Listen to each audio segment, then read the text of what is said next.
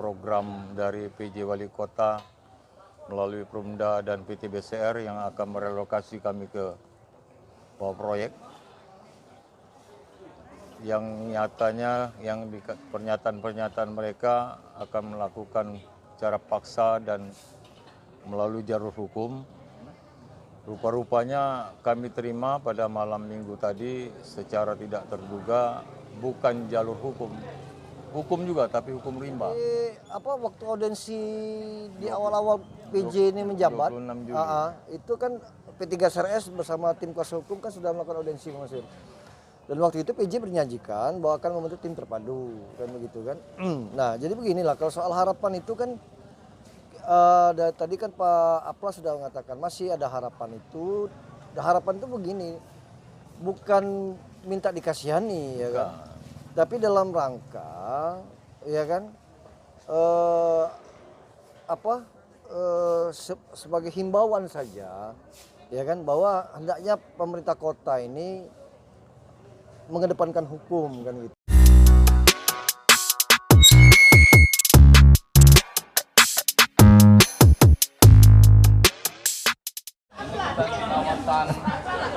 Depan Pasar 16 Ilir ya? Iya. Ini di bagian depan Pasar 16 Ilir. Pasar 16 Ilir Palembang yang dalam waktu depan ini akan direvitalisasi. Iya. Jadi telah hadir bersama saya ini kuasa hukum dari para pemilik dan pedagang Pasar 16, Kak Edi Siswanto, SHMH, Ada SHW.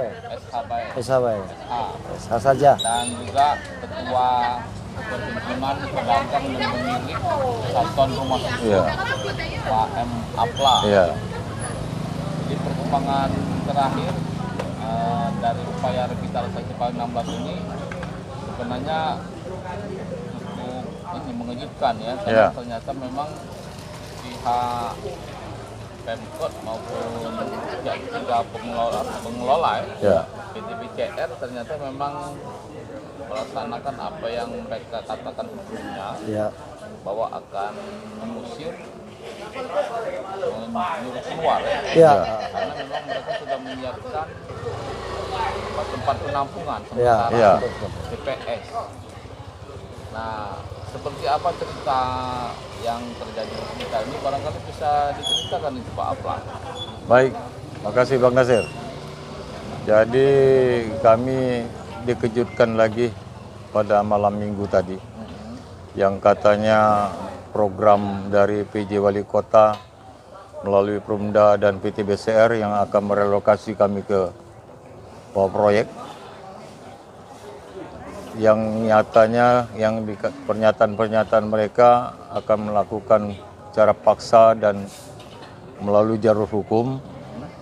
Rupa-rupanya kami terima pada malam minggu tadi secara tidak terduga bukan jalur hukum. Hukum juga, tapi hukum rimba. Karena nyatanya dilaksanakan pada malam hari itu penggembokan terhadap kios-kios, pengerusakan, serta penjarahan. Semua dari lantai basement 1, 2, dan 3, semua diobrak-abrik. Sekitar 44 toko yang dijarah, dirusak. Kalau yang dirusak, pelapon-pelapon seluruh rusak. Itulah yang terjadi. Ternyata apa yang dikatakan oleh saudara kita dari PT BCR Satria akan melaksanakan pemaksaan, kami tidak akan bertanggung jawab kalau ada kerusakan. Rupanya ini Pak yang kami terima, Bang Nasir. Itu dilakukan siang hari atau gimana Pak? Malam hari, Bang Nasir. Dari dini hari. Kebenaran dia tidak tahu Pak bahwa kita para pedagang ini memiliki CCTV. Nah, disitulah kita tahu bahwa yang melaksanakan kelakuan kayak itu semalam itu patut diduga dari PT BCR. Tadinya pengamanannya, apa tidak ada pengaman dari pedagang ini? Kan situasinya memang sudah ada himbauan keluar. Pengamanannya sebenarnya Pak memang dari PT BCR yang ditugaskan PT Pasca itu memang seharusnya kan Iya, pihak ketiga. Seharusnya pengamanan itu kan berpihak kepada pedagang. Tapi pada malam hari itu ternyata bukan berpihak kepada pedagang. Memang tidak ada sama sekali perjuangan para pengaman atau satpam itu untuk menghalangi. Pagi-pagi itu sempat kami interogasi salah satu yang belum pulang saat piket malam itu, ngaku dia bahwa memang rombongan dari PT BCR yang melakukan pada malam hari. Iya. Tapi Ada rekamannya Bang Nasir. yang ngecek CCTV itu setelah ada pengakuan atau sebelumnya sudah tahu, Pak? Sebelumnya kita putar CCTV ya. Para pedagang melapor ke kita kan. Seluruh CCTV dan juga waktu pagi kita interogasi satpam, kita rekam. Di depan sini juga, depan pasar. Itu kerugiannya berapa juta, Pak? Kerugian untuk sementara kami laporkan sekitar 2 miliar. Itu termasuk lapor ke Polda, ya? Polda bersama kuasa hukum kami Pak Edi Siswanto sama pedagang yang merasa dirugikan. Dan itu tersebar di lantai ini apa bawah itu ya? Basement, Pak. Satu, dua, dan tiga. Tiga yang lebih parah. Nah kalau dari ini Pak, dari sudut hukum juga apa ya Pak? Apa yang akan dilakukan?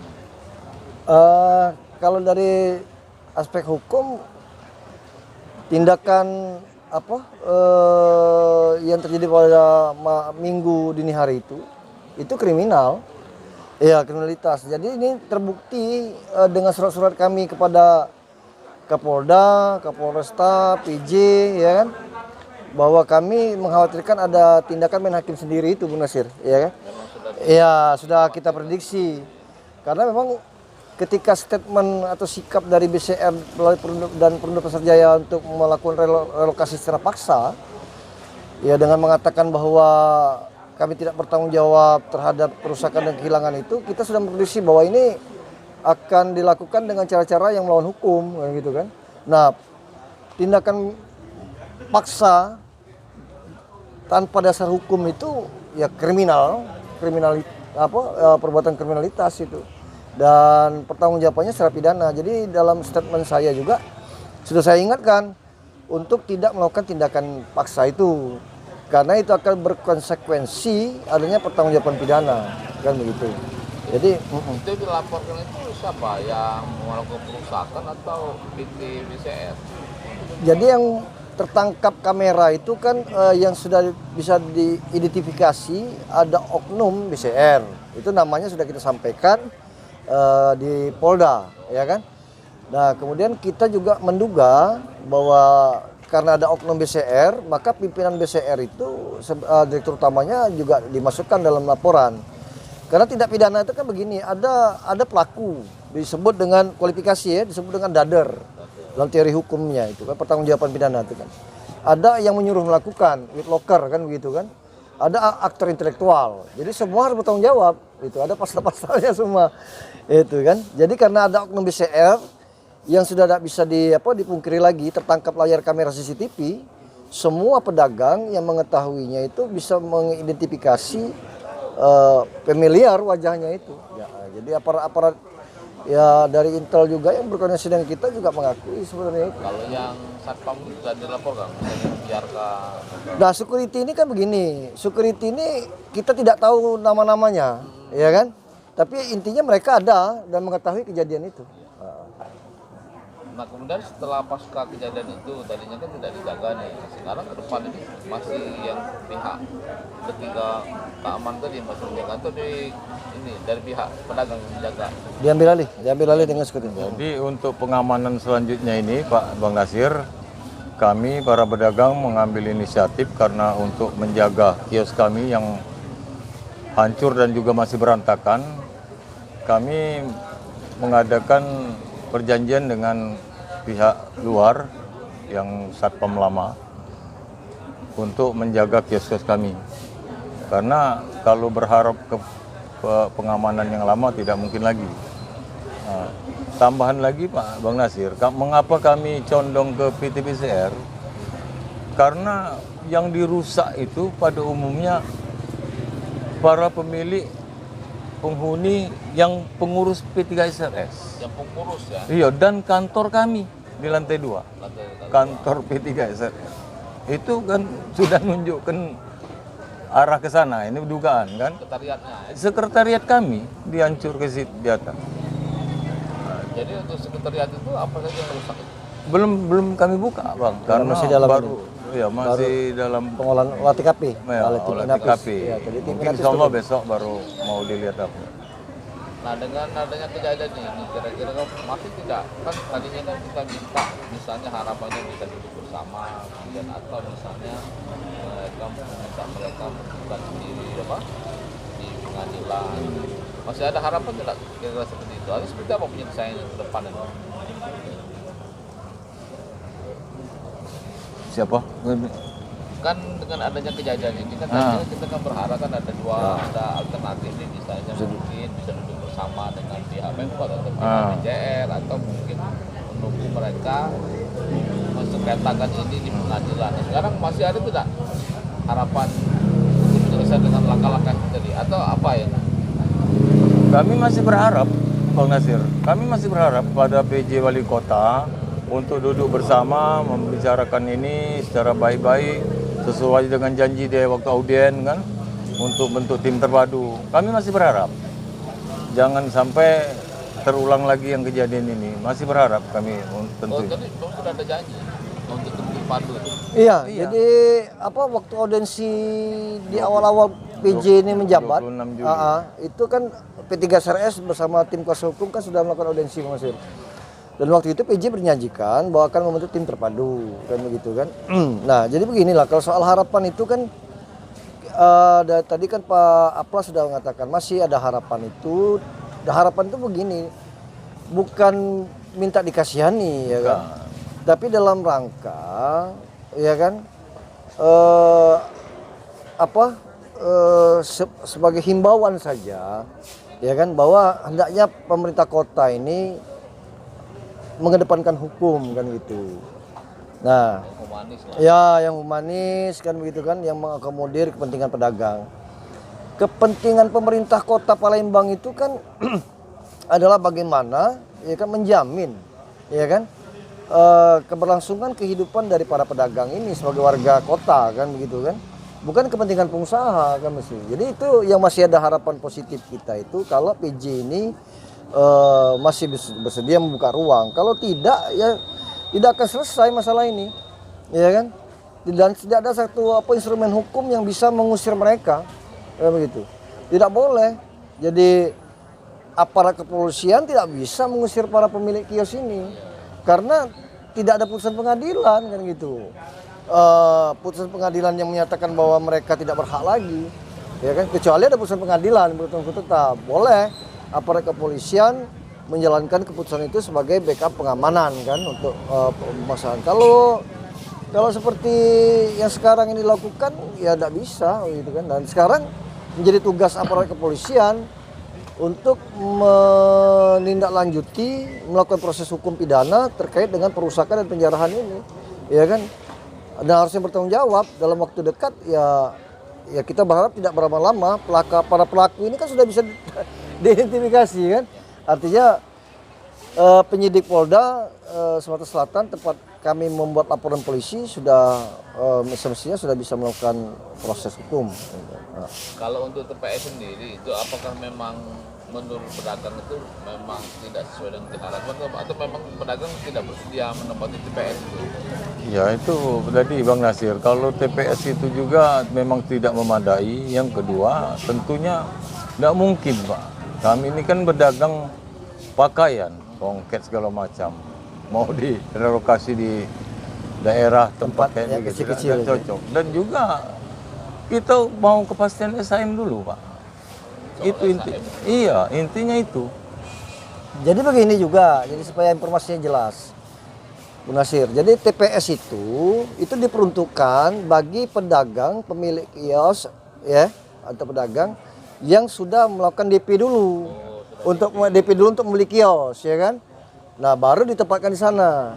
Nah persoalannya kan mereka ini kan para pemilik ini tidak mau beli lagi. Belum bersedia. Iya tidak mau beli lagi karena mereka pemilik kan. Bagaimana ceritanya bisa mereka sudah punya kios, ada SHM, disuruh beli lagi. Bagaimana ceritanya itu kan?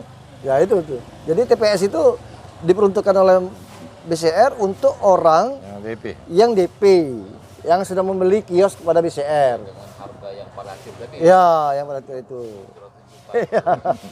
Jadi baru mereka bisa ditempatkan di situ. Jadi selain memang tidak memungkinkan karena pedagang tidak mau pindah itu di lokasi itu, mereka meyakini bahwa ini milik mereka gitu. Ternyata memang kalau untuk solusi masih ada celah untuk penyelesaian. Solusinya tuh beginilah. Jadi Pemkot Lemperunda Pasar Jaya selaku badan usaha milik kota Palembang ya kan, dan bersama BCR yang telah mereka tunjuk untuk melakukan pengelolaan ini, undang semua pemilik kios ini atau melalui organisasinya ya kan, duduk di atas meja ya. Jadi kita bersama-sama untuk melakukan peningkatan kualitas gedung ya kan, dibutuhkan biaya sekian, berapa kesanggupan Bapak Ibu untuk menutupi biaya revitalisasi ini. Seperti itu, solusinya seperti itu. Masih ada ya celah-celah jalan keluarnya. Ya kalau itu dilakukan bisa. Tinggal bagaimana dari sikap pihak Pemkot dan Pemkot. BCR. Betul. Dengan barangkali sudah nanti tidak akan ada lagi Ya. yang sudah berusaha, apalagi sudah dijaga 24 jam nih. Ya 24 jam. Ya. Iya. Tapi kalau ini masih buka toko-tokonya? Enggak. Sementara ini masih tutup, besok lah dibuka. Bukan, dalam sehari-hari sekarang ini memang masih buka dan kedepannya ini akan tetap operasional toko-toko. Oh iya. Tetap. Iya, sebelum ada kejadian penjaraan ini masih buka, masih aktivitas perdagangan, masih menjadi gantungan hidup bagi mereka. Ya artinya sampai kapanpun ini para pedagang tidak akan operasional. Iya, betul. Tetap aktivitas transaksi juga masih tetap berjalan Iya. biasanya. Oke. Cuman tinggal 40 toko tadi dirusak, barangkali tidak bisa lagi, sementara tidak bisa berjualan ya. Mungkin Akan diperbaiki. Kita masing-masing pemilik akan memperbaiki. mereka tetap memperbaiki. Dan barang-barang yang dijarahin, Nah itu yang sedang dihitung. Nah. dengan Ya, jalan kita. baik. Terima kasih Bang Nasir. Assalamualaikum warahmatullahi wabarakatuh. Waalaikumsalam Warahmatullahi wabarakatuh. Lah ya.